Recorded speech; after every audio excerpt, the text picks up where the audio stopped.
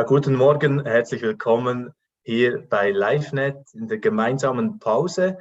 Wir werden heute wieder mal reinschauen in ein Video von Gabriel Häsler, ganz genau. Er ist gerade unterwegs, aktuell mit dem Auto in die Schweiz, wie er mir gesagt hat, und daher einfach nur virtuell hier eingeschaltet, der Gabriel.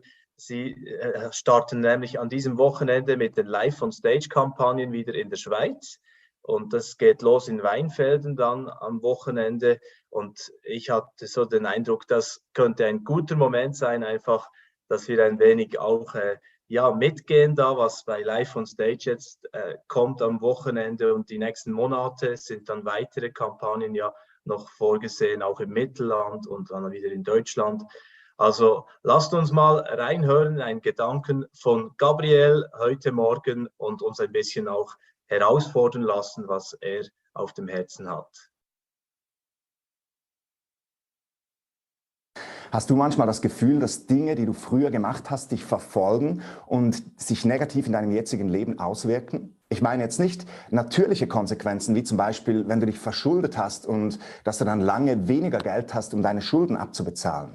Ich meine mehr so im Sinne von Karma, als würde ein langer Arm aus deiner Vergangenheit zu dir rübergreifen, dich verfluchen, dich unten halten und dir Unglück bringen. Hier in der Apostelgeschichte, da lesen wir eine echt spannende Geschichte zu diesem Thema. Der Paulus, der war wieder mal unterwegs und er geriet in einen fürchterlichen Sturm.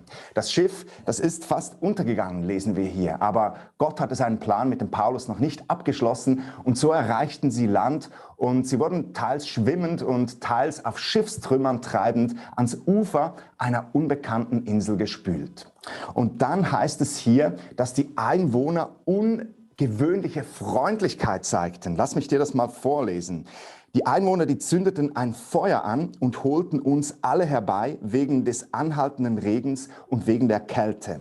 Als aber Paulus einen Haufen Reiser zusammenraffte und auf das Feuer legte, kam infolge der Hitze eine Otter heraus und biss ihn in die Hand.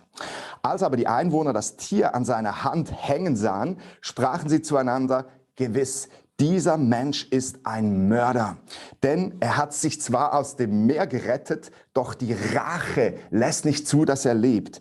Die Rache, damit ist so eine Gottheit gemeint, die Dike nannte sich die damals. Also die Rache, diese Gottheit, die lässt nicht zu, dass der Paulus lebt, weil er ein Mörder ist.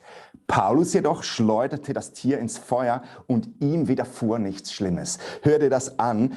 Die sagten, gewiss ist dieser Mensch ein Mörder, er hat sich zwar aus dem Meer gerettet, doch die Rache, die lässt nicht zu, dass er lebt. Als ich das gelesen habe, da wurde mir bewusst, weißt du, Paulus, der war ja tatsächlich ein Mörder. Er stand dabei, als der Christ Stephanus gesteinigt wurde, einfach nur, weil dieser an Jesus glaubte. Paulus, der war der Vollstrecker der ersten Christenverfolgung. Er ließ Frauen und Männer und wohl auch Kinder ins Gefängnis werfen und ziemlich sicher auch foltern und töten, einfach nur, weil sie an Jesus glaubten.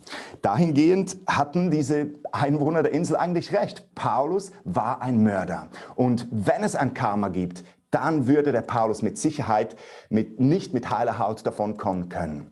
Doch weißt du, der Paulus, der erlebt in seinem früheren Leben eine dramatische Lebenswende. Er begegnete Jesus. Seine geistlichen Augen, die gingen auf und er erkannte, Jesus ist der Retter der Welt. Er ist derjenige, der mein dunkles, hartes Herz aus meiner Brust nimmt und der mir ein neues, lebendiges Herz gibt. Und Paulus, der vertraute sein Leben Jesus an und er wurde zu einem neuen Menschen. Und weißt du, was in diesem Moment geschah? Sein Karma fiel von ihm ab.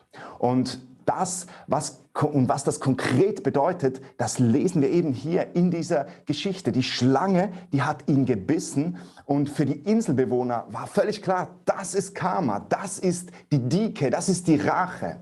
Doch weißt du was? Paulus schüttelte diese Dike einfach ab und er lebte weiter, als wäre nichts geschehen. Die Dike, die Rache, die konnte einpacken. Sie konnte ihm nichts mehr anhaben. Und ich sage dir, genauso ist das auch bei dir.